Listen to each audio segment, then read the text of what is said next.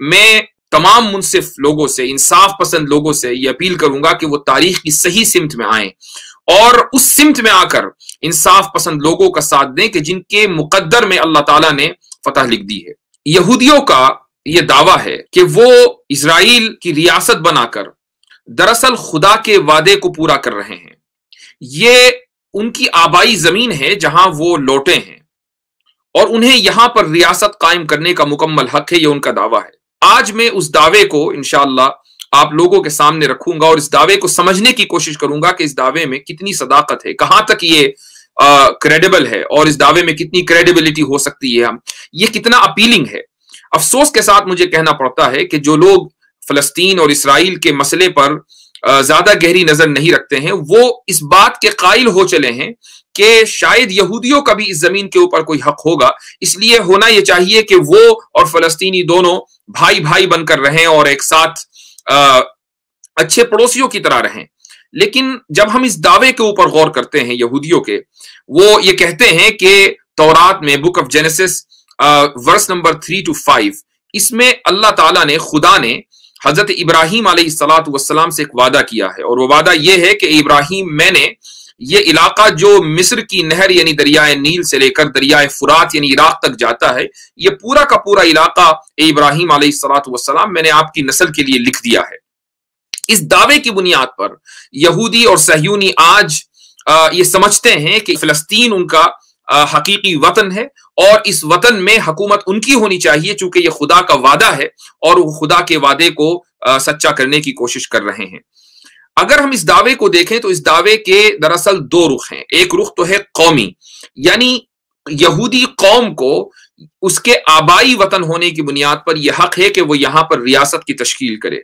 तो एक तो रुख यह है इस दावे का, और दूसरा रुख इस दावे का मजहबी है कि मजहबी बुनियादों पर यहूदियों को यह हक है कि वो इस जमीन के ऊपर अपनी रियासत कायम करें। तो हम दोनों रुख देखते हैं कि कौमी एतबार से क्या यह दावा सही है, कौमियत के एतबार से, या इसी तरीके से मजहबियत के एतबार से यह दावा कहां तक सही है। तो सबसे पहले हम कौमियत को ले लेते हैं। अगर यही दलील है कि चूंकि यहूद यहां आज से 2000 साल पहले बसते थे, इस वजह से यहूदियों की यह सरजमीन हो गई और इस वजह से यहूदियों को यहां पर अपना मुल्क कायम करने की इजाजत हो गई, तो यह दलील इसलिए दुरुस्त नहीं है कि यहूदी कोई पहली कौम नहीं है जो इस इलाके में बसी है। यहूदी भी बसे थे, लेकिन उनसे पहले दो कबीले जो आज की तारीख में अरब कबीले कहलाते हैं, ये दो कबीले यहूदियों से हजारों साल पहले से इस इलाके में रहते आए हैं। उनमें पहले कबीले का नाम है यबूस और दूसरे कबीले का नाम है कनान। तो यबूसी और कनानी दोनों कबीले इस इलाके के अंदर बसते आए हैं, उन्हीं की औलाद आज के मौजूदा फिलिस्तीनी है। बल्कि तौरात में यबूस का तस्करा आया है। इसी तरीके से यहूदियों का यह भी दावा है कि तौरात में बहुत सी जगह यरूशलम का तस्करा आया है, इस वजह से यरूशलम उनका होना चाहिए। इसकी जो असल है वो ओरशालम है, और ओरशालम यबूस के एक बुत का नाम था कि जिसके नाम पर यह शहर बसा है। यरूशलम को अपना समझना और उस नाम को जिंदा रखना इस बात की दलील है कि यहूदियों से बहुत पहले यबूसी ट्राइब कबीला यहां पर आबाद था और उन्हीं की नस्ल ने बाद में इस्लाम कबूल किया, कनानियों ने इस्लाम कबूल किया, आज जिनको सारी दुनिया अरबों के नाम से जानती है। हजरत इब्राहिम अलैहिस्सलाम इस इलाके में कई सदियों के बाद आए हैं। जब हजरत इब्राहिम आए तो मजमूई एतबार से उस जमाने में उम्रें ज्यादा हुआ करती थी, तो उनके यहां पर क़याम की जो मजमूई मुद्दत है, जो टोटल पीरियड है, वो तकरीबन 100 साल है। लेकिन इस 100 साल के अरसे में हजरत इब्राहिम अलैहिस्सलाम की मिल्कियत में इस इलाके की एक बालिश जमीन भी नहीं थी, और इसकी गवाही खुद तौरात में है। हजरत इब्राहिम अलैहिस्सलाम की औलाद में हजरत इसहाक अलैहिस्सलाम इस इलाके में रहे। हजरत इसहाक के बेटे हजरत याकूब यहां रहे। हजरत याकूब के 12 बेटे थे, 12 बेटों में 11 यहां रहे। हजरत यूसुफ अलैहिस्सलाम मिस्र मुंतकिल हो गए थे। तो इस पूरे खानदान को अगर आप देखें कि ये कितने अरसे इस इलाके में रहा है, तो तकरीबन 230 साल तारीखी रिवायतों की बुनियाद पर इस खानदान का क़याम इस इलाके में साबित होता है। 230 साल के बाद ये पूरी फैमिली हजरत याकूब अलैहिस्सलाम अपने बेटों के साथ हजरत यूसुफ के पास मिस्र चले गए थे, और फिर वहां से मिस्र से खुदा ताला के हुक्म से ये लोग मिस्र छोड़कर वापस अर्ज़ मुक़द्दसा आए हैं। कुरान करीम की जो आयत मैंने पढ़ी है सूरह माइदा की 20, 21 और 22, उसमें दरअसल इसी वाक़े का जिक्र है कि हज़रत मूसा अलैहिस्सलातु वस्सलाम जब इस कौम को गुलामी की जंजीरों से निकाल कर इजिप्ट से अर्ज़ मुक़द्दसा यानी होली लैंड लेकर आ रहे थे, तो उनको ये कहा गया कि तुम्हें जो लोग यहाँ बसते हैं उनसे लड़ना पड़ेगा और लड़कर ये जमीन हासिल करनी पड़ेगी, क्योंकि खुदा ने इस जमीन को तुम्हारे लिए लिख दिया है। यहां से कुछ लोगों को ये मुगालता हो जाता है कि चूंकि इस जमीन को खुदा ने बनु इसराइल के लिए लिख दिया था, इसलिए यह जमीन उन्हीं की हो गई।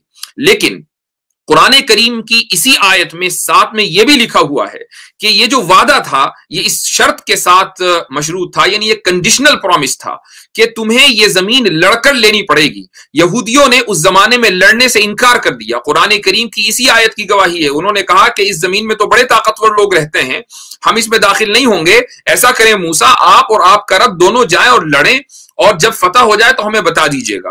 तो यहूदियों ने उस शर्त को मानने से इनकार कर दिया। तो खुदा का वादा उस सूरत में इनके ऊपर लागू होता जबकि ये उस शर्त को कबूल करते। हजरत मूसा अलैहिस्सलातु वस्सलाम के जमाने में ही इन्होंने उस शर्त को मुस्तरद कर दिया था। इसी तरीके से अगर हम तारीखी एतबार से देखें, मैं अभी दावे की जो पहली नौइयत है, यानी किस कौम का इस होली लैंड के ऊपर ज्यादा हक है, मैं उसी के ऊपर अभी बात कर रहा हूं कि कौमियत की बुनियाद पर अगर हम देखें तो यहूदियों का कोई हक नहीं बनता, क्योंकि उससे पहले बहुत सी कौमें वहां पर आबाद रहती आई हैं जिनकी औलाद आज अरब कहलाती है। अगर वाकई ये होली लैंड यहूदियों का होता तो जब ज़ायनिज्म तहरीक कायम हुई और ज़ायनिज्म के बानी थियोडर हर्जल ने, जो कि एक जर्नलिस्ट था और अपने आप को सोशल एक्टिविस्ट कहता था, जब उसने ज़ायनिज्म कायम की और इस तहरीक के रूह रवा लोगों ने यह तय किया कि यहूदियों की अपनी एक रियासत होनी चाहिए, अपना एक घर होना चाहिए, तो क्या वजह है कि उन्होंने सबसे पहले फलस्तीन के बारे में नहीं सोचा। उन्होंने अपनी कॉन्फ्रेंसिस में सबसे पहले मोज़म्बिक को चुना था, लेकिन किसी वजह से उनमें इत्तेफाक नहीं हो पाया। उसके बाद अफ्रीका के एक मुल्क कॉन्गो, ये पूरा इलाका उस वक्त कॉलोनियलिज्म के दौर से गुजर रहा था और यहां पर यूरोपियन रियासतों की हुकूमतें कायम थी, तो इसलिए इन लोगों के लिए इन मुल्कों का नाम लेना बहुत आसान था, चूंकि यूरोपियन हुक्मरानों से इनके बड़े गहरे ताल्लुकात थे। तो कॉन्गो का नाम लिया गया कि कॉन्गो में हमारी अपनी रियासत कायम होनी चाहिए। उस जमाने में कॉन्गो बेल्जियम की कॉलोनी था। 1897 में अर्जेंटीना का नाम लिया गया। उसके बाद 1901 में साइप्रस का नाम तजवीज किया गया। 1902 में सेना का इलाका जो कि मिस्र में आज है, ये इलाका तजवीज किया गया कि यहां हमारा वतन होना चाहिए। उसके बाद 1903 में युगांडा का नाम लिया गया और फिर आखिर में जाकर यह तय किया गया कि होली लैंड यानी फिलिस्तीन में हमारा वतन होना चाहिए। और उसकी वजह यह है कि जो इलाकों के नाम बदल रहे थे, ये जो तजवीजें अलग अलग आ रही थी, उस तजवीज पर इत्तेफाक इसलिए नहीं हो रहा था कि यहूदी एक बड़ी तादाद में रशिया में आबाद थे, अमेरिका में आबाद थे और आज भी हैं। इसी तरीके से यूरोपियन मुमालिक में फैले हुए थे और वो इन इलाकों से निकलना नहीं चाहते थे। वो नहीं चाहते थे कि इन इलाकों की आसाइश और आराम से निकलकर वो मोज़म्बिक में, युगांडा में, कॉन्गो में ऐसी जगह पर आकर आबाद हों। तो सहयूनियों ने मजहबी कार्ड खेला और उन्होंने सोचा कि अगर हम यहूदी मुकद्दस इलाकों का हवाला देंगे और ये कहेंगे कि यहाँ यहूदियों की इबादत गाहें हैं, मुकद्दस इलाके हैं, यहाँ हजरत सुलेमान अलैहिस्सलातु वस्सलाम थे, ये वो जमीन है कि जिसका खुदा ने तुमसे वादा किया था, तो यहूदी बड़ी तादाद में सारी दुनिया से चलकर फलस्तीन में आबाद हो जाएंगे। और ये जो मजहबी कार्ड था ये कामयाब हुआ और इस तरीके से रियासत वजूद में आ गई। मजहबी कार्ड हमेशा कामयाब होता है। आपने देखा होगा कि अयोध्या में जो बाबरी मस्जिद को शहीद किया गया, एक मजहबी कार्ड खेलकर शहीद किया गया और वो मजहबी कार्ड इस तरीके से कामयाब हुआ कि उसका जो फल है आज तक वो लोग खा रहे हैं कि जिन्होंने मजहबी कार्ड खेला था। हालांकि तारीखी बुनियादों पर यह बात साबित हो चुकी थी कि बाबरी मस्जिद किसी भी मंदिर को तोड़कर बनाई नहीं गई थी। तो इन बातों से यह साबित हुआ कि यहूदियों का कौमी एतबार से इस इलाके के ऊपर कोई हक नहीं बनता अगर उनकी ये दलील है कि चूंकि पहले वहां वो लोग रहते थे, उनके आबा व अजदाद रहते थे, तो फिर अरबों का केस उससे ज्यादा मजबूत हो जाता है चूंकि उनके आबा व अजदाद यहूदियों से बहुत पहले से वहां रहते चले आए हैं। इस दावे का एक मजहबी रुख भी है और वह मजहबी रुख यह है कि तौरात में उन लोगों का दावा है यहूदियों का कि हमसे यह वादा कर लिया गया हजरत इब्राहिम से कि ये पूरा इलाका ए इब्राहिम अलैहिस्सलातु वस्सलाम आपकी नस्ल को दे दिया गया, तो तौरात का चूंकि ये हमसे वादा है इसलिए ये जमीन हमारी है। ये एक मजहबी कार्ड है। हम गौर करने की कोशिश करते हैं कि इस मजहबी दावे की क्या हैसियत है। हजरत इब्राहिम अलैहिस्सलातु वस्सलाम की औलाद में सिर्फ हजरत इसहाक अलैहिस्सलातु वस्सलाम नहीं है, हजरत इस्माइल अलैहिस्सलातु वस्सलाम भी हजरत इब्राहिम की औलाद हैं। अगर तौरात में यह वादा कर लिया गया कि ए इब्राहिम इस इलाके को आपकी औलाद को दिया, तो औलाद में जहां इसहाक अलैहिस्सलाम है वहां इस्माइल अलैहिस्सलाम भी है, तो फिर हजरत इस्माइल अलैहिस्सलातु वस्सलाम की नस्ल में जो अरब हैं उनका हक इस इलाके पर क्यों नहीं है? किस बुनियाद पर अगर एक बाप का इंतकाल होता है और एक मकान उस बाप के दो लड़कों के नाम आता है, तो एक भाई अगर दूसरे भाई को बेदखल कर दे तो क्या इसको इंसाफ कहा जाएगा? क्या दो भाइयों में एक भाई का उस मकान के ऊपर ज्यादा हक होता है और दूसरे का कम होता है? तो अगर हम मजहबी एतबार से भी देखें तो हजरत इस्माइल अलैहिस्सलातु वस्सलाम की औलाद में नबी करीम सल्लल्लाहु अलैहि वसल्लम है, और नबी करीम सल्लल्लाहु अलैहि वसल्लम के ऊपर ईमान लाने वाली उम्मत का भी फिर उस इलाके के ऊपर उतना ही हक है अगर यहूदी तौरात के जरिए अपना हक उस इलाके के ऊपर साबित करते हैं। लेकिन यहां यह बात जहन में रखनी चाहिए कि अंबिया अलैहिमुस्सलातु वस्सलाम की जो फैमिली होती है, अंबिया अलैहिमुस्सलातु वस्सलाम की आल और औलाद, वो लोग होते हैं कि जो अंबिया के तरीके के ऊपर चले। अगर उनका नसबी ताल्लुक अंबिया से हो लेकिन वो अंबिया के तरीके पर न चलते हों, तो फिर वो उन अंबिया की औलाद नहीं माने जाते। हजरत नूह अलैहिस्सलातु वस्सलाम को यहूदी भी मानते हैं, जिस तरीके से मुसलमान मानते हैं यहूदी भी मानते हैं, ईसाई भी मानते हैं। हजरत नूह अलैहिस्सलातु वस्सलाम का एक बेटा था कि जिसने हजरत नूह पर ईमान लाने से इनकार कर दिया था। जब सैलाब आया और वो सैलाब में डूबने लगा तो हजरत नूह अलैहिस्सलातु वस्सलाम ने अपने रब से दुआ की कि अल्लाह मेरे इस बेटे को बचा लीजिए। तो अल्लाह ताला ने क्या कहा? अल्लाह ताला ने फरमाया कि इन्नहु लैसा मिन अहलिक, ये तुम्हारे खानदान में से नहीं है। हालांकि वो नसबी बेटा था, वो हजरत नूह का अपना बेटा था, लेकिन अल्लाह कह रहा है कि इन्नहु लैसा मिन अहलिक, ये तुम्हारे खानदान में से नहीं है। इन्नहु अमलुन गैरु सालिह। इससे यह साबित हुआ कि अंबिया अलैहिमुस्सलातु वस्सलाम की औलाद वो उस वक्त मानी जाती है जब वो अंबिया अलैहिमुस्सलातु वस्सलाम के मिशन के ऊपर चले और अंबिया के तरीके के ऊपर, उनकी सुन्नत के ऊपर चले। अगर वो उनके तरीके को बदल दे, उनकी खिलाफ वर्जी करे, तो फिर वो अंबिया की औलाद नहीं है, अगरचे उनका नसबी ताल्लुक उस नबी से कितना ही गहरा क्यों ना हो। आज ये देखा जाना चाहिए कि आले इब्राहिम कौन है। हजरत इब्राहिम अलैहिस्सलातु वस्सलाम की आल यानी फैमिली में और उनके फॉलोवर्स में कौन लोग हैं? क्या यहूदी यह दावा कर सकते हैं कि हम हजरत इब्राहिम अलैहिस्सलातु वस्सलाम की बात मानने वाले हैं, हम हजरत इब्राहिम की सुन्नत पर चलने वाले हैं? क्या यहूदी आज की तारीख में यह साबित कर सकते हैं? हरगिज नहीं। हजरत मूसा अलैहिस्सलातु वस्सलाम के जमाने में ही यहूदियों ने गाय की पूजा शुरू कर दी थी। हजरत इब्राहिम अलैहिस्सलातु वस्सलाम की तौहीद के किस्से तो पूरे कुरान करीम में जगह जगह बिखरे हुए हैं। हजरत इब्राहिम अलैहिस्सलातु वस्सलाम इतने बड़े तौहीद के दाई थे कि उन्होंने तौहीद के ऊपर जबरदस्त दलाइल दिए हैं जिनको कुरान करीम ने नकल किया है। लेकिन वो लोग जो इब्राहिम अलैहिस्सलातु वस्सलाम को अपना जद्द अमजद मानते हैं, अपना फोरफादर मानते हैं, वो हजरत मूसा के दौर में उनके सामने गाय की पूजा कर रहे थे। ये वो लोग हैं जो अंबिया अलैहिमुस्सलातु वस्सलाम के कत्ल के मुर्तकिब हैं। दुनिया में वो कौन सा जुर्म है जो यहूदियों ने अंजाम न दिया हो? हजरत ज़करिया अलैहिस्सलातु वस्सलाम को इन्होंने कत्ल किया, हजरत यहया अलैहिस्सलातु वस्सलाम को इन्होंने कत्ल किया, हजरत लूत अलैहिस्सलातु वस्सलाम के ऊपर इन्होंने इल्जाम लगाया कि वो अपनी बेटियों के साथ जिना किया करते थे, लियाज़ बिल्लाह। हजरत सुलेमान अलैहिस्सलातु वस्सलाम के ऊपर इन्होंने इल्जाम लगाया।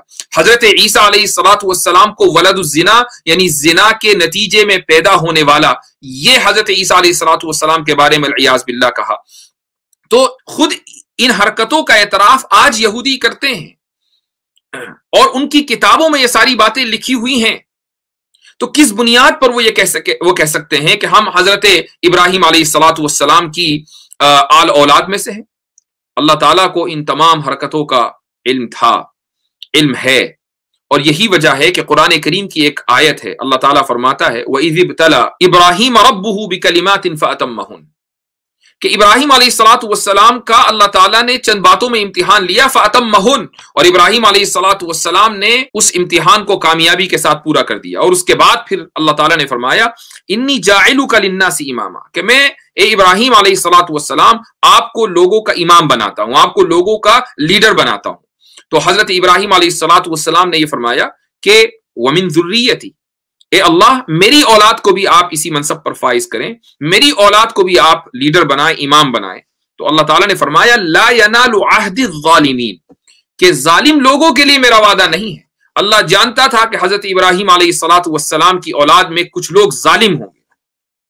یہ وہ لوگ ہیں جو حضرت اسحاق علیہ الصلوۃ والسلام کی نسل، حضرت یعقوب علیہ الصلوۃ والسلام کی بیٹوں کی اولاد میں آج جن کو ہم یہودی کہتے ہیں، یہ وہ ظالم ہیں کہ جنہوں نے اللہ تعالیٰ کی نافرمانی کی، انبیاء کی نافرمانی کی۔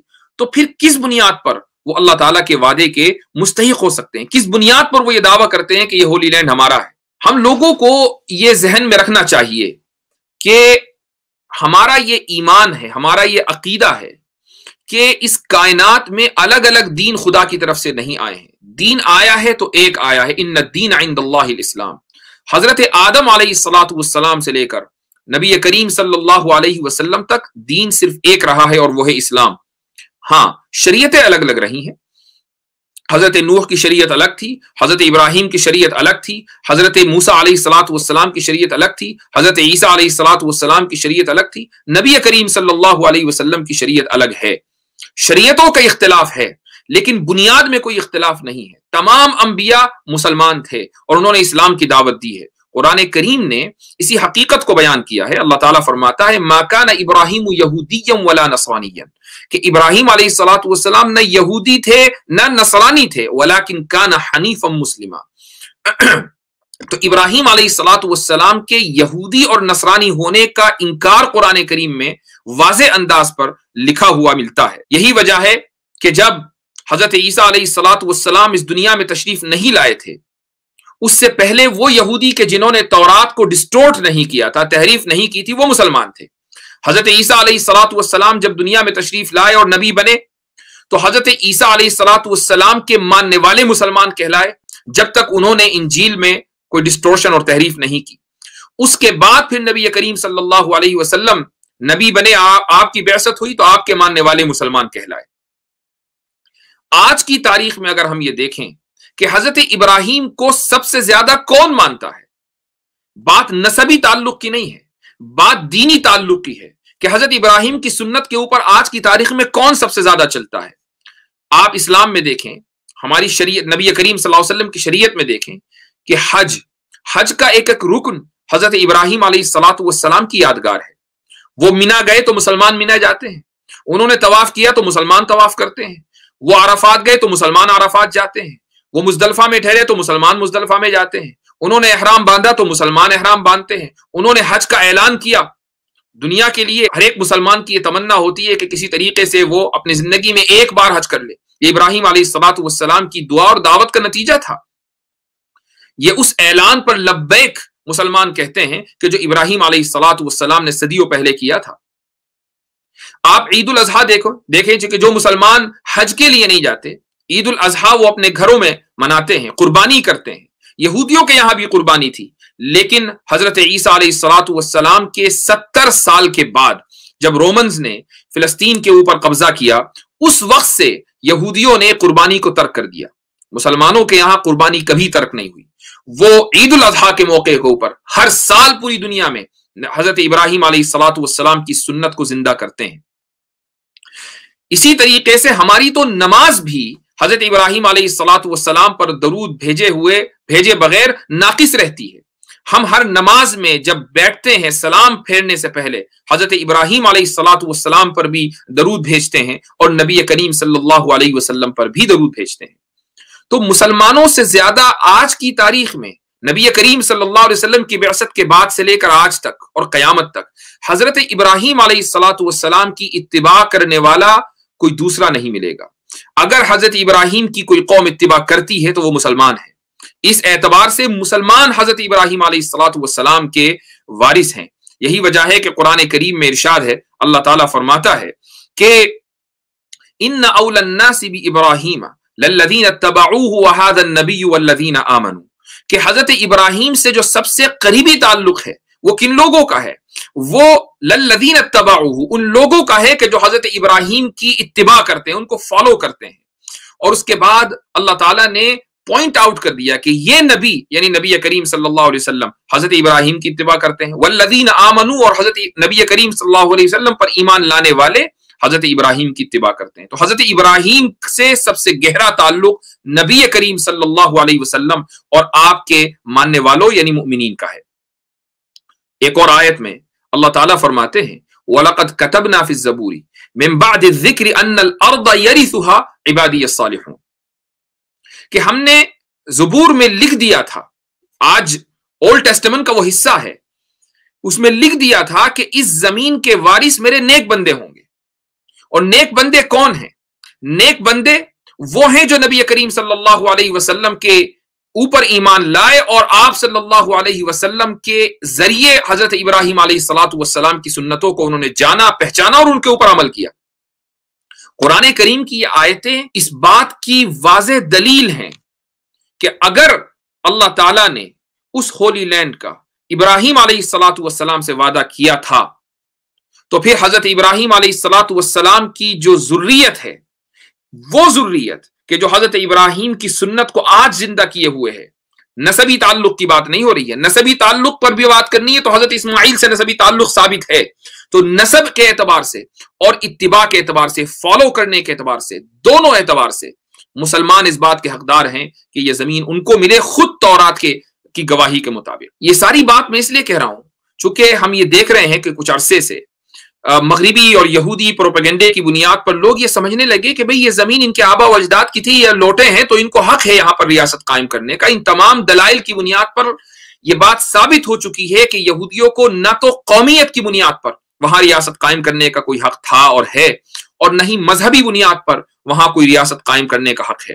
یہودیوں میں یہی وجہ ہے، ایک الٹرا آرتھوڈاکس ان میں ایک طبقہ پایا جاتا ہے کہ جن کو نیچری کارتا بولتے ہیں، یہ بہت الٹرا آرتھوڈاکس ہوتے ہیں۔ ان کے یہاں یہودیوں میں ایک مدراش کے نام سے تورات کی سب سے پرانی تفسیر ہے، اس کی انٹرپریٹیشن ہے، کامنٹری ہے، اس میں یہ بات لکھی ہوئی ہے اور یہ طبقہ اسی کو مانتا ہے کہ بنو اسرائیل کے لیے یعنی یہودیوں کے لیے اس بات کو حرام کر دیا گیا تھا کہ وہ طاقت کے بلبوتے پر اجتماعی طور سے یعنی کلیکٹیولی اس علاقے میں داخل ہوں اور یہاں حکومت قائم کریں۔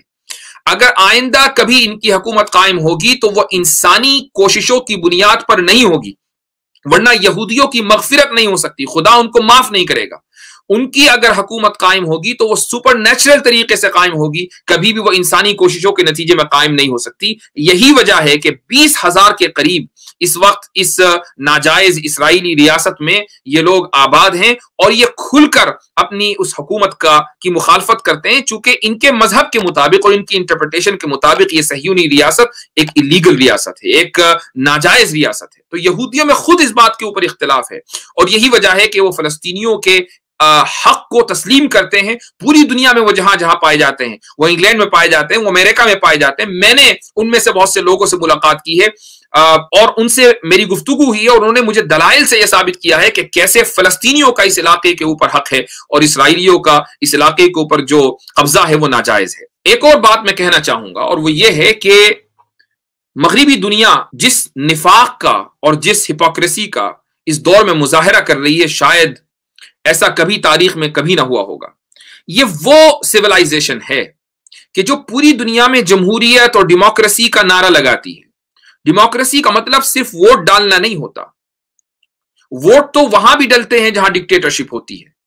ڈیموکریسی کا مطلب جو ایک خوبصورت سلوگن دیا جاتا ہے وہ یہ کہ اس ملک کی عوام کو ایکول رائٹس ہوں، یہ جمہوریت کی بنیاد کہی جاتی ہے۔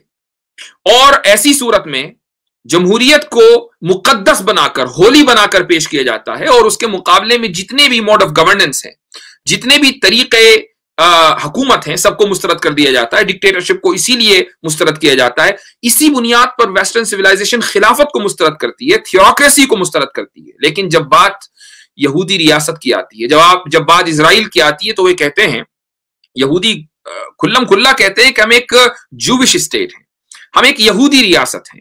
یہودی ریاست کا کیا مطلب ہے؟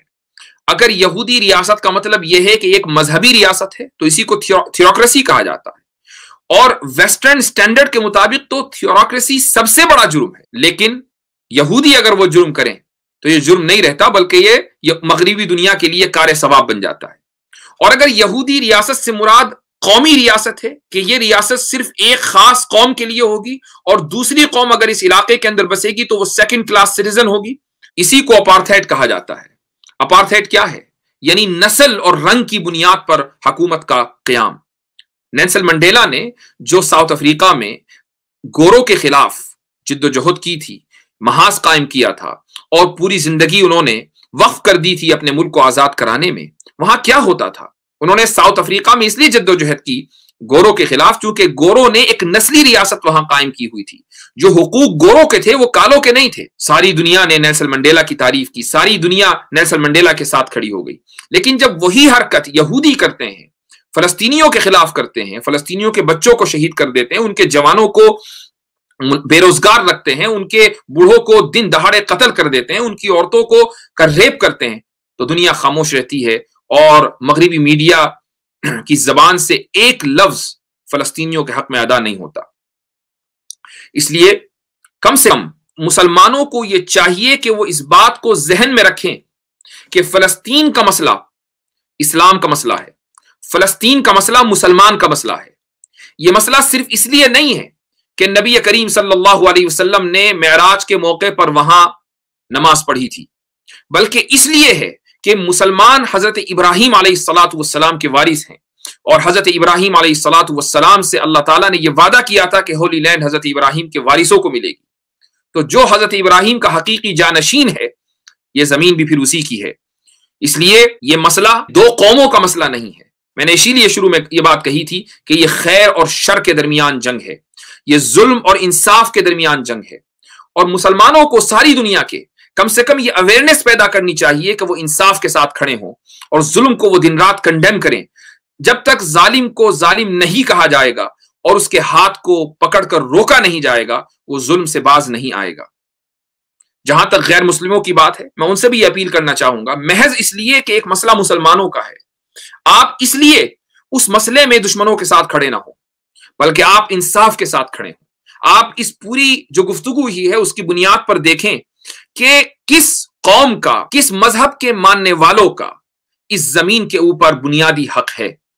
अगर आप आज इंसाफ के साथ खड़े नहीं हुए और आपने जालिम का हाथ नहीं थामा, आपने जालिम की पुष्टपनाही की, तो फिर यही कहा जाएगा कि जिस तरीके से ऐसे बहुत से लोगों के पूर्वजों ने अपने जमाने में इंसानियत के खिलाफ क्राइम किए हैं।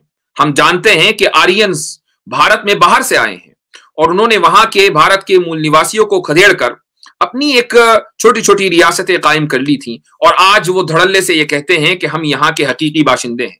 कुछ यही नैरेटिव यहूदियों के यहाँ चल रहा है कि वो बाहर से आए और उसके बाद उन्होंने अपनी रियासत कायम की और आज वो ये कह रहे हैं कि हम यहाँ के असल बाशिंदे हैं। इसलिए गैर मुस्लिमों को जुल्म का साथ नहीं देना है, इंसाफ का दामन थामना है और तारीख की उस सिमत के ऊपर खड़ा होना है जिस सिमत के मुकद्दर में खुदा ने जीत और फतह लिखी है।